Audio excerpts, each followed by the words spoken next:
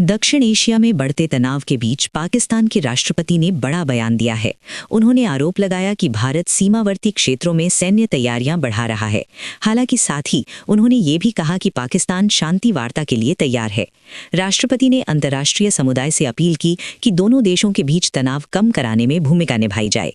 उधर भारत की ओर से आधिकारिक प्रतिक्रिया में कहा गया है कि देश की सुरक्षा सर्वोपरि है और हर कदम राष्ट्रीय हित में उठाया जा रहा है।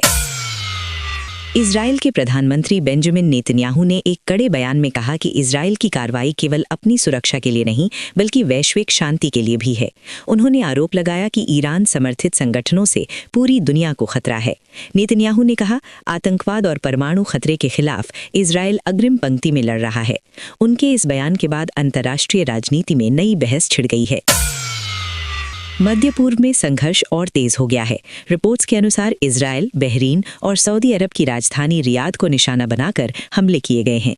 इसके जवाब में ईरान के कई सैन्य ठिकानों पर हवाई हमले किए जा रहे हैं। दोनों पक्षों की ओर से भारी नुकसान के दावे किए जा रहे हैं। हालांकि स्वतंत्र पुष्टि अभी बाकी है। क्षेत्र में तनाव चरम पर है। अमेरिका के पूर्व राष्ट्रपति डोनाल्ड ट्रंप ने ईरान को लेकर कड़ा रुख अपनाया है। उन्होंने कहा, अमेरिका ने कई बार चेतावनी दी थी लेकिन ईरान नहीं माना। ट्रंप ने संकेत दिया कि हालात बिगड़े तो सैन्य कार्रवाई से भी पीछे नहीं हटेंगे। उनके बयान से वैश्विक कूटनीति में हलचल बढ़ गई है। इजरायली प्रधानमंत्री ने ईरान की सरकार पर गंभीर आरोप लगाए हैं। उन्होंने कहा कि तेहरान का शासन अपने ही नागरिकों और क्षेत्रीय देशों को खतरे में डाल रहा है। नेतन्याहू ने दावा किया कि इजरायल केवल अपने लोगों की सुरक्षा सुनिश्चित करने के लिए कदम उठा रहा है। ईरान ने इन आरोपों को सिरे से खारिज कर दिया है।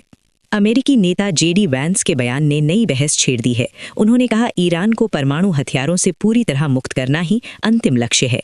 वैंस ने संकेत दिया कि अमेरिका इस मुद्दे पर सख्त रुख अपनाए रखेगा। इससे ईरान अमेरिका संबंधों में और तल्खी आ सकती है। ईरान के सुप्रीम लीडर अयातुल्ला खामेनेई की मौत के बाद देश में राजनीतिक और सामाजिक हलचल तेज हो गई है। जनता दो धड़ों में बटी नजर आ रही है। एक पक्ष शासन के समर्थन में तो दूसरा बदलाव की मांग कर रहा है। हमास, हिजबुल्लाह और हूती जैसे क्षेत्रीय सहयोगी भी इस समय कमजोर स्थिति में दिख रहे हैं। विश्लेषकों का मानना है कि ये ईरान के इतिहास का निर्णायक मोड़ हो सकता है। संयुक्त राष्ट्र में ईरान के प्रतिनिधि ने कड़ा बयान देते हुए कहा कि देश अब और हमले बर्दाश्त नहीं करेगा। उन्होंने अमेरिका और इजरायल पर आक्रामक नीतियों का आरोप लगाया और जवाबी कार्रवाई की चेतावनी दी। अंतर्राष्ट्रीय समुदाय ने संयम बरतने की अपील की है। लेबनान की राजधानी बेरूत में हिजबुल्लाह के ठिकानों पर इजरायल की एयर स्ट्राइक की खबर है। बताया जा रहा है कि ये कार्रवाई सीमा पार हमलों के जवाब में की गई। वहीं ईरान ने बहरीन स्थित अमेरिकी एयरबेस को निशाना बनाने का दावा किया है। क्षेत्र में सैन्य गतिविधियां तेजी से बढ़ रही हैं। ईरान की ड्रोन क्षमता को लेकर चौंकाने वाले दावे सामने आए हैं। रिपोर्ट्स के मुताबिक ईरान के पास हजारों एडवांस ड्रोन हैं जो लंबी दूरी तक हमले कर सकते हैं। कुछ सूत्रों का दावा है कि इनका इस्तेमाल कई देशों के खिलाफ किया गया। हालांकि इन आंकड़ों की स्वतंत्र पुष्टि अभी नहीं हुई है। मीडिया रिपोर्ट्स में दावा किया गया है कि पाकिस्तान ने अमेरिकी विमानों को अपना एयर स्पेस इस्तेमाल करने की अनुमति दी है। इस पर ईरान ने नाराजगी जताई और कहा कि पाकिस्तान को इसकी कीमत चुकानी होगी। पाकिस्तान ने कहा कि उसने अंतर्राष्ट्रीय नियमों के तहत ये फैसला लिया है। सुरक्षा सूत्रों के हवाले से दावा किया जा रहा है कि इजरायल ने वर्षों तक ईरान के ट्रैफिक कैमरों और निगरानी सिस्टम को हैक कर खुफिया जानकारी जुटाई। कहा जा रहा है कि इसी तकनीक के जरिए शीर्ष नेतृत्व की गतिविधियों पर नजर रखी गई। हालांकि इन दावों की आधिकारिक पुष्टि अभी तक नहीं हुई है। स्थिति लगातार बदल रही है और दुनिया की नजरें अब इस बढ़ते तनाव पर टिकी हुई हैं। मध्य पूर्व में तनाव चरम पर पहुंच गया है। ईरान में लगातार हमलों के कारण कई सैन्य ठिकानों और बुनियादी ढांचे को भारी नुकसान हुआ है। सऊदी अरब में भी संदिग्ध ड्रोन और मिसाइल हमलों की खबरें सामने आई हैं। वहीं अमेरिका ने पाकिस्तान पर कड़ा रुख अपनाते हुए सुरक्षा सहयोग की समीक्षा और कुछ प्रतिबंधात्मक कदमों का संकेत दिया है। क्षेत्रीय हालात तेजी से बदल रहे हैं और अंतर्राष्ट्रीय समुदाय इन घटनाओं पर करीबी नजर बनाए हुए है। रेलवे भर्ती परीक्षा में बड़े फर्जीवाड़े का खुलासा हुआ है। आरोप है कि मुकेश नामक अभ्यर्थी की जगह रंजीत ने परीक्षा दी, जिसके लिए 6 लाख रुपए की डील हुई थी। सीबीआई ने जांच के बाद दोनों समेत कई लोगों को हिरासत में लिया है। अधिकारियों के मुताबिक एक संगठित गिरोह लंबे समय से सरकारी नौकरियों में सॉल्वर बैठाने का खेल कर रहा था। मामले में डिजिटल सबूत और बैंक लेन देन की जांच जारी है।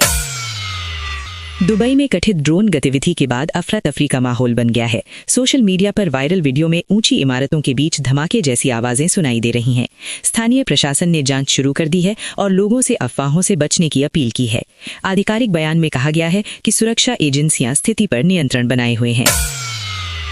ईरान में सुप्रीम लीडर अयातुल्ला खामेनेई के निधन की खबर के बाद कोम स्थित जामकरन मस्जिद पर लाल झंडा फहराए जाने की सूचना सामने आई है। शिया परंपरा में लाल झंडा अन्यायपूर्ण रक्तपात के प्रतीक के रूप में देखा जाता है। विशेषज्ञों का मानना है कि ये प्रतीकात्मक संदेश क्षेत्रीय राजनीति में तनाव और बढ़ा सकता है। हालांकि आधिकारिक पुष्टि और विस्तृत जानकारी का अभी इंतजार है। सऊदी अरब की राजधानी रियाद स्थित अमेरिकी दूतावास परिसर में ड्रोन हमले की खबर आई है, जिससे परिसर के एक हिस्से में आग लग गई है। अमेरिका ने हमले की कड़ी निंदा करते हुए कहा है कि वो अपने नागरिकों और संपत्तियों की सुरक्षा के लिए उचित कदम उठाएगा। सऊदी सुरक्षा बलों ने जांच शुरू कर दी है। ईरान के सर्वोच्च नेता के निधन की खबर के बाद भागलपुर में शिया समुदाय ने कैंडल मार्च निकाला। जुलूस में सुन्नी समुदाय के लोग भी शामिल हुए। प्रदर्शनकारियों ने शांति की अपील करते हुए अंतर्राष्ट्रीय घटनाओं पर चिंता जताई है। प्रशासन ने स्थिति को शांतिपूर्ण बताया है।